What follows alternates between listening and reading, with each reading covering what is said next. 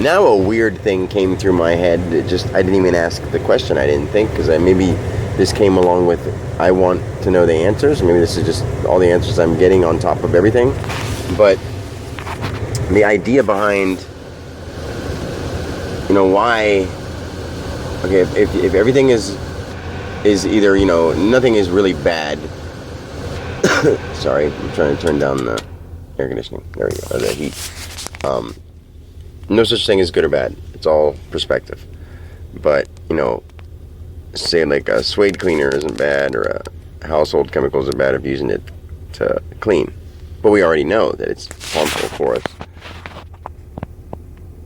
if used the wrong way. If we combine it together and make some kind of meth or some stuff like that. I mean, I don't know nothing about those drugs or anything, because I never tried those major things, and I don't want to. My throat itches, sorry. Anyway, I'm trying to figure out what this it's like, still like I'm trying to uncode it in my head. I'm trying to put it in English words. See, it popped in my head in like knowledge form, and I'm trying to put it into words, so I figured I had to get my phone and tell you about it, that this thing's coming to my mind. It's just boom. It's more like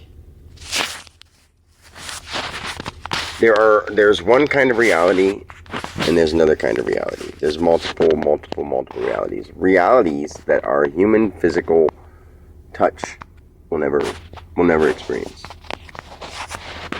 Things that can be solidly formed, things that can be physical, things that can be made that way.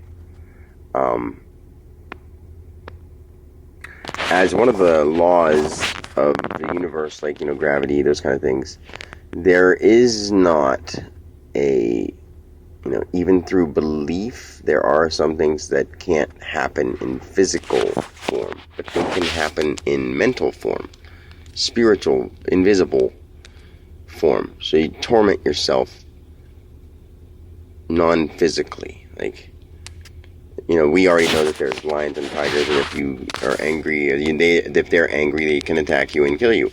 But we all know that or have heard things of them being gentle and kind with people, if people have this right vibe, if they show no fear.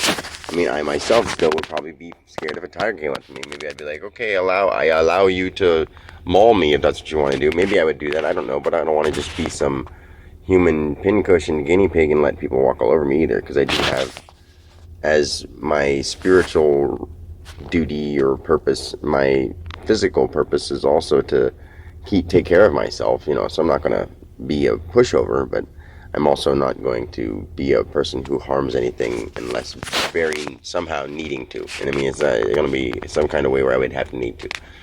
Super self-defense. Anyway, this alternate reality, when people take these drugs and they see heckly jekyll, hooty-hoos and all this kind of shit,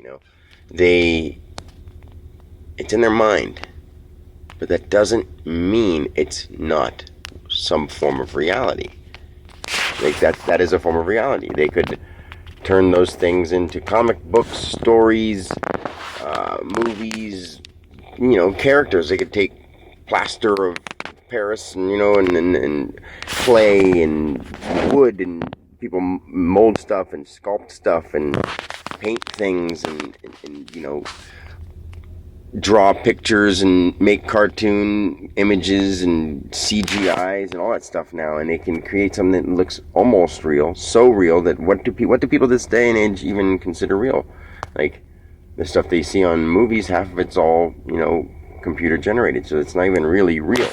So the idea between the physical reality and the non-physical reality are two things. That's what people say, that it's fake. It's not fake if it's just non-physical. That just means it's non-physical.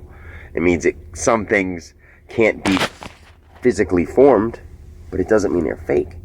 So everything is real, but at the same thing, it's all, I guess people say an illusion, but it's because you see it the way you see it, but it's not really that way, because there's so much more to it than you can understand. So that's what the idea of the illusion is. Like, you're You see it, but you don't quite understand anything. You'll never quite understand anything. How it was formed, how it was made, how it all operates and works and holds itself together and was formed in the first place or anything. You'll never understand, because everything would lead back to where the source of its ingredients come from. Where did you start with like a house and say, well, it came from, wood and siding and aluminum and wallpaper and, tar and, roof tiles and all this kind of stuff. All those ingredients and materials that were used to make those. And what were the ingredients to make the materials that made those? And what ingredients? And it all goes back to where did that come from? So no matter how much you know what something is, it's always sort of an illusion because you really don't know. That's what the thing is. It's like the hand-eye, the trick, what's it called? The magicians do. I don't even know. See, these words are coming to me, and sometimes I'm tired right now, so sometimes I don't have the perfect words for it, but when a magician does the sleight of hand stuff, and there's things that you think happen, but you really don't know what's behind the actual thing. Magician knows the trick. So like God is like not ever put down God, because God is everything. God is every word of every syllable I'm saying, but in a analogy, God is like the greatest magician because he's the only one who knows what the true essence of the illusion is. And we get to see it, and we get to take it and form it and call it whatever we want to call it and say, this is what I believe, and this is the religion I am, and this is what's really real, and this is what's really not real, and this is, whatever. That's whatever. Whatever. All those things being there is whatever. All those things that you believe in so strongly is whatever. All those things you don't give a shit about, it's whatever. All those things that are whatever are still whatever. And even when they're not there, they're still whatever. Because even the idea of a whole would be God too. Like the idea of that being there. Just the existence. You gotta understand. And it's the only word I can think of to put it. That's not a massive word. That's just existence, what we do. But there's the essence of the ingredient behind everything is the fact that it's here. The fact that it's for us to observe, see, know about. Any of those things are just, where does those come from? Where does the ingredients of the word essence, where does the ingredients of the air come from? Where do the ingredients of the gases that form the air come from? Where does the ingredients, where do they come from? God knows that. God is that. God is the idea of it being here. So quit putting a human form on it. This is all the answers popped in my head at one moment in time, and I don't know. I just don't. I care so much that I'm going to say I don't care if people believe me or not, because I know this, like factually. And people are like, well, how can you prove this? Well, how can I prove it? I don't know. It was revealed unto me. I don't want to sound stupid or old English or biblical or something, but it was revealed to me. This is the truth, and I love you, and I'm not trying to deceive you. I'm trying to turn the world into a place where we can all create whatever we want. We can all create whatever we want. I've listened to all these weird mind power and, positive thinking and all these great things, and I love them all. Tony Robbins, Jim Rohn, Bob Proctor, especially. I call him God Proctor. He's like, there's lots of people who understand this concept, but I don't know if any of them have ever had this revealed to them like this. And I'm not trying to say that Dan Alexander is greater than anybody. He's not. I call myself Alexander the Great when I rap. That's just another little role. I'm every role. I'm you. Whatever I think of you when I meet you and greet you and whatever is my role. My idea of you is the role that you play in my mind. I am you. You are me. Like that. Does that make sense? That's the idea that we're here. What we create, the thoughts in our heads of each other is what we are. Say I have a family and you have a family. You love your family. I love my family. Why don't you love my family? Why don't I love your family? I don't know, because we just don't associate with each other like that. And when we bump into each other, you'd forgive somebody that you really care about. Maybe you don't forgive your brother because your brother did something to you that you don't unconditionally love. You conditionally loved your brother. He did something, stole from you, said something mean to you, always bullied you when you were a kid, and of course you didn't like it and you whatever, and you couldn't learn to forgive, and bless you for that. You're allowed to do whatever you want. and so that's the reason that when sometimes your brothers and you and your best friend are so different of a relationship. Like you love your friends more than you love your family sometimes, but you know what I mean by those close people to you. So when you have those close people to you, they're only close to you because you got to know them that way, and somebody knows everybody in that way, where they're, I mean, maybe not that deep. Maybe some people don't have that deep of relationship, and I feel so bad for them.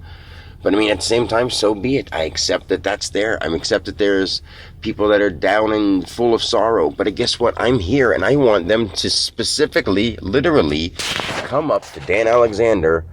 I'm not going to say my mom and dad's address out loud because I don't have my own house. But pretty soon, I'm going to live in a huge mansion, and you can come live with me for all I care. You can live with me and my beautiful, awesome children, and whatever beautiful, awesome women want to have sex with a beautiful, awesome human, because I'm allowed to say that. I mean, it's a hobby. I love sex. I'm sorry that I'm saying that. These words are popping out of my mouth, and I'm sorry. Excuse me. I drop it. I didn't even think about it. Just came out. Boom. Back to what I was saying. When all this stuff happens, like, I'm not going to be one of those people that holds back and lives by the ideas that other people have. I love everything and everyone, and I want to please and make everybody as happy as I can. If you need food, I want to feed you. If you have an itch on your back, I want to itch it. If you need someone to help you think a better positive way, I want to help you think in a better positive way. If you need to understand what God is a little more, I want you to ask me. And if I have to go inside my mind and ask my God, our God, the God, what it is, the existence that does have a vibrational frequency that you can tune into, and I'm going to work my ass off to figure out how we tune into it.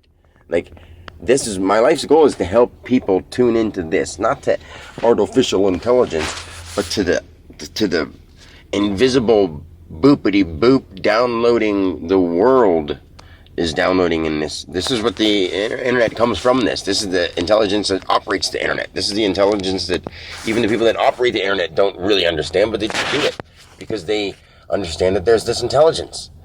Maybe it's hit them in certain ways. Maybe pieces of it hit them, and I feel like eventually I'll understand fiber optics and I'll understand electricity if I really want to dive inside my mind for that. But I don't. Like, there's certain things that I don't want to do. There's certain things that as Dan Alexander, I love more than, I love everything, but there's certain things that I enjoy doing more, being around more, experiencing more, and that's what we do. It's just, instead of not liking the guy that does the things you don't enjoy, love him. Let him be that. Accept that. Don't say, ooh, if you get in my way, I'm going to do something to harm you, or just say bad things to you, or negative vibes from me towards you. You just don't do what I accept. Stop doing that. Stop doing that. Is that hard? Not really. But that's all people do. People are all judgeful. Like, I'm not saying all, and I'm sorry, and I'm not trying to label anybody in any way. But in general, I think everyone sees this, like, especially like girls. I'm only saying this because I'm a male and I've been turned down, and I know I'm the sweetest guy in the world. Maybe not the sweetest, but I'm all the guys in the world because they're whatever role they play in my eyes, and I know what I feel like, and I know how I feel towards women. I know I love men, but I don't find them attractive, and I can't really, associate my personal human body with another male. So that's the only way I can explain that one.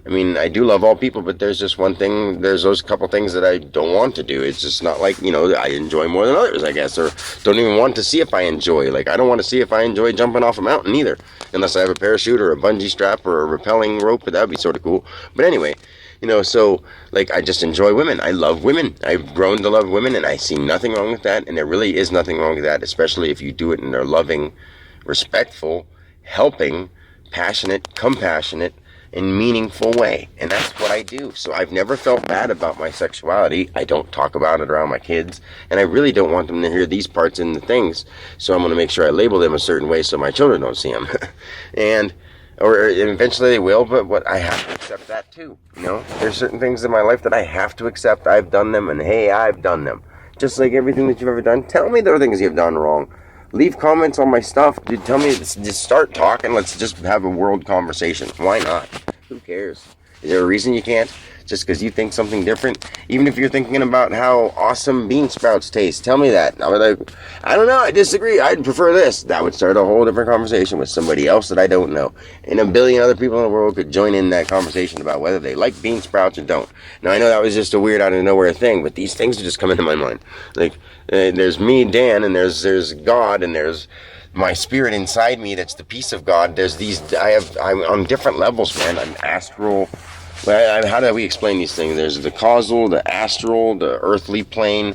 I mean, the chakras. I'm feeling everything. I feel like I can breathe into things that are 5 feet outside my body, if that makes any sense. Like when you breathe and you feel it in your chest, you can breathe and you can hold it in your stomach.